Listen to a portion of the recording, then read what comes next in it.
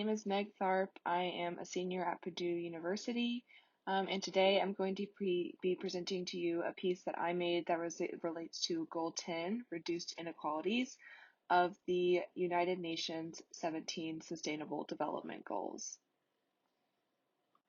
So to give you an overview of Goal 10, it specifically pertains to reducing inequalities between countries, but then also specifically mentions older persons, persons with disabilities, children, women, migrants, and refugees.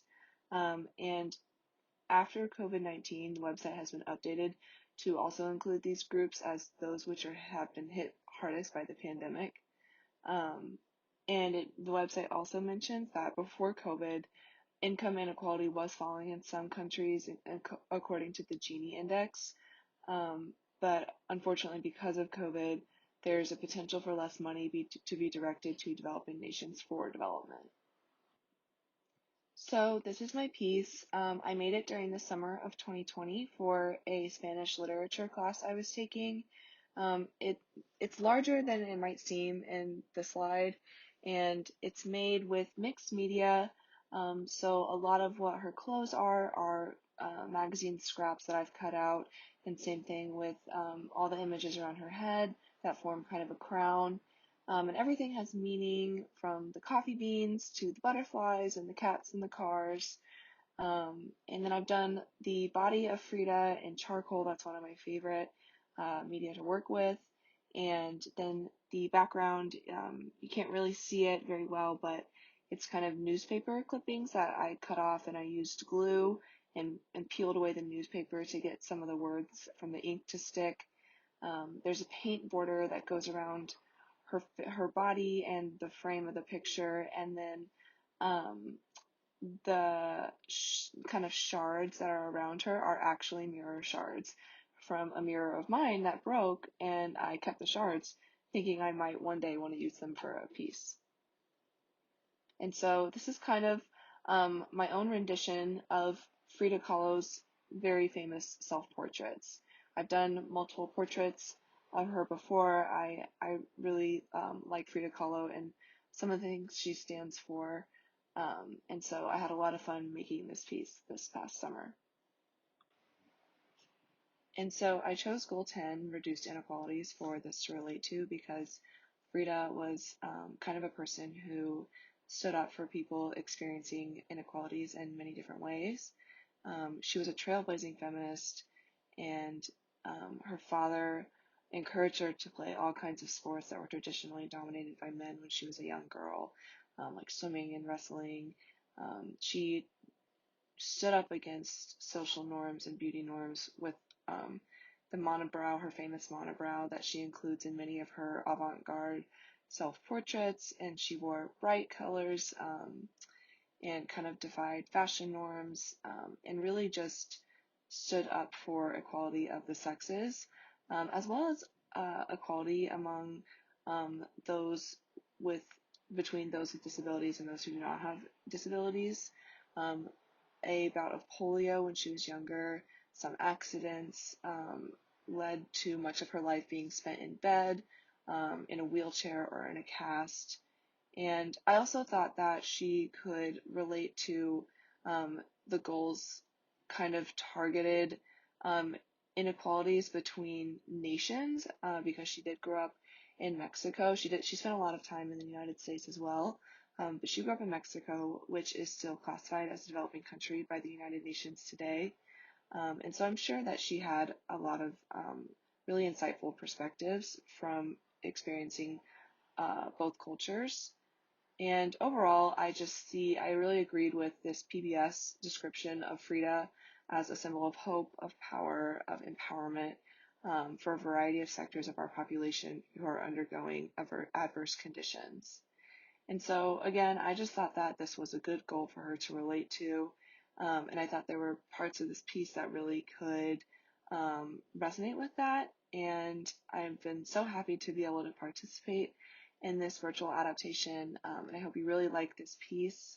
So, thank you.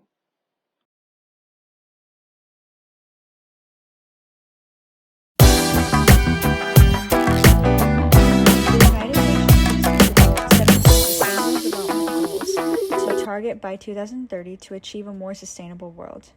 Among the goals, Zero Hunger specifically targets ending hunger, achieving food security, improving nutrition, and overall food systems. And this is because food insecurity is greatly on the rise and has been for several years.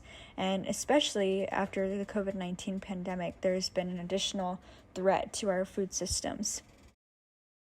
So we believe it's time to redefine agricultural goals to achieve food security, better nutrition, and improve human and soil health. To simply put, food and farming have the power to holistically heal.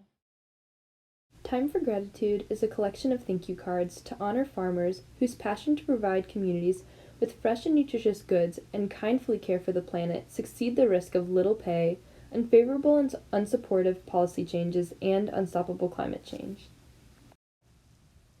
Dear Farmer, thank you for all the tomatoes, cukes, and beans.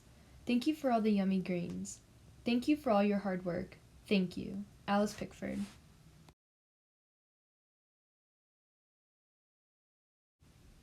Dear Farmer, we wake up every day into a new world. Climate change affects your life most of all, and every day you rise to the challenge of adapting your crops and growing practice to changing growing seasons and rainfall patterns. Such innovation is not easy, yet you never give up. And because of your hours in the field, because you keep getting back up after droughts and floods and diseases, we are able to put food on our tables. I am forever grateful for your resilience and passion to meet the essential needs of the world. Thank you for your work. Sincerely, Megan Casey.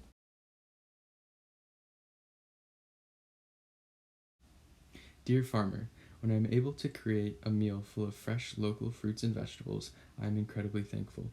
Being able to nourish my body with food that was grown thoughtfully and carefully is something that I try not to take for granted. I love learning about new varieties of vegetables that I never knew existed and creating meals in the kitchen. These meals and food spark conversation and bring people together. So thank you for all of the early mornings, late nights, and dirt-stained clothes. I am incredibly grateful for your time and energy to produce something that has benefits far beyond yourself. Keep on growing. Elena Lancioni. Dear Farmer, cherries are red, berries are blue. I sure am most grateful for you. I am a healthy and well-nourished 82-year-old me because of a dedicated, hardworking you. Thank you, Carol Sizer. Dear farmers, thank you for being some of the most inspiring people I know. I have always heard that farming is part science and part art. I believe there is so much about raising food that comes from the passion that goes into it. When I get to experience a farmer's passion for the land, animals, and people that make it up, I am motivated to be a better version of myself. Endless thanks, Katie H. Dear Farmer, I grew up going to a family friend's farm just outside of Iowa City multiple times a year to pick strawberries and asparagus, to play sand volleyball, and to cuddle with the newborn kittens.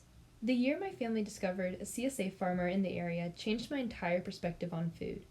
I knew I would never turn my back from loving small local farm vegetables the most. Garlic scapes make amazing pesto. You can never have enough summer sun-ripened tomatoes.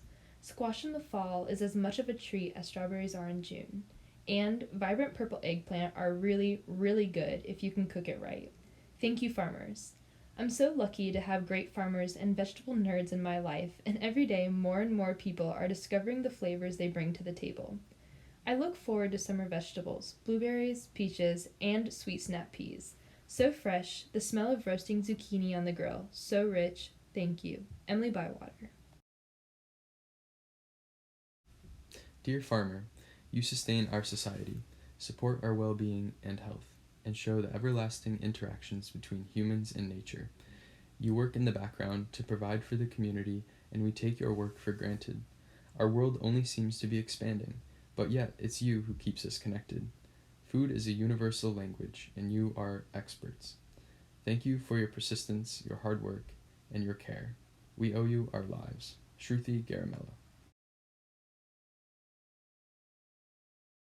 Dear Farmer, thank you so much for being a vital part of the agricultural industry. As a future food scientist, I appreciate the importance of farming to help nourish the nation with plentiful and nutritious food. You cannot have America and even civilization without farming. So thank you for all the hard work you do throughout the year. Joe Gleason. Dear farmer, did you know garlic is a vegetable? Of course you did. You are a farmer.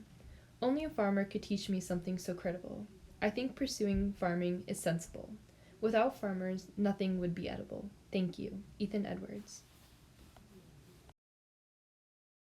Dear farmer, to be able to take all the hope of a tiny seed, make a home for it in the earth, nurture it with care and diligence, tend to it as it breaks through to daylight, and harvest it when its transformation is complete.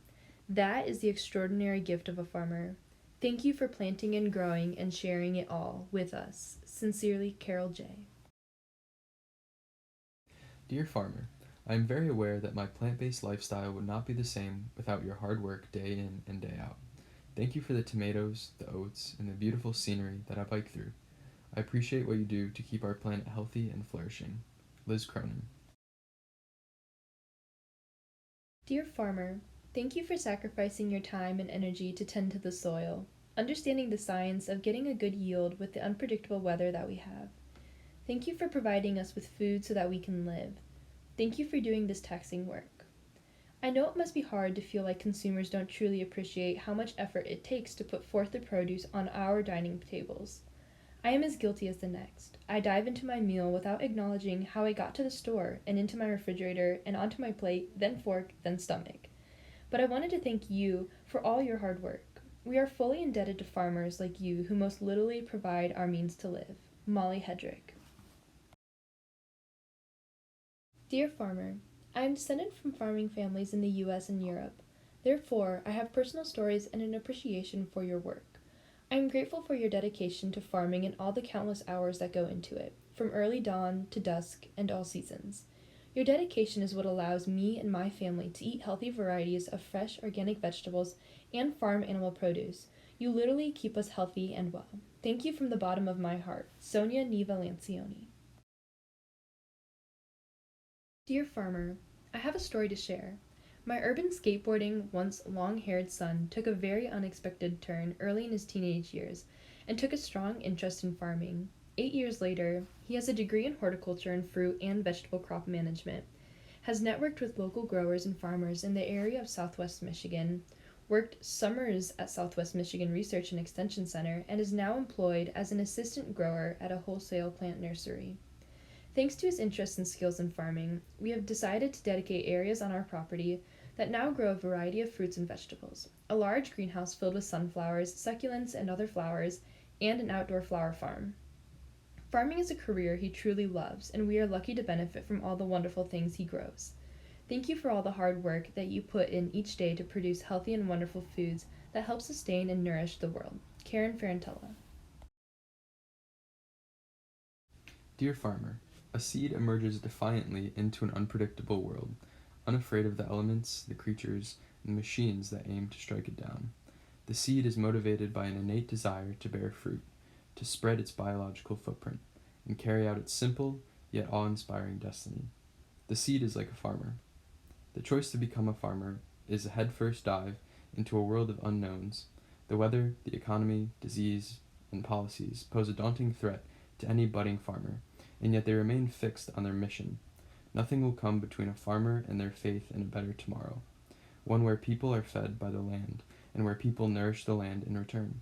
The passion inside them grows and flourishes like the fields they sow. It is for this passion and unrelenting determination that I say thank you. Griffin Seifertz.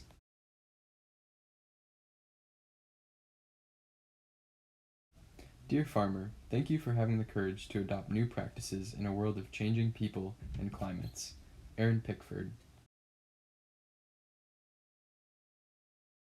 Dear farmer, thank you for persevering despite known challenges you face. Drought, erosion, poisoned fields, destructive pests, tariffs, sanctions, global health threats, bankruptcy, loneliness, catastrophic injury, infinite risks.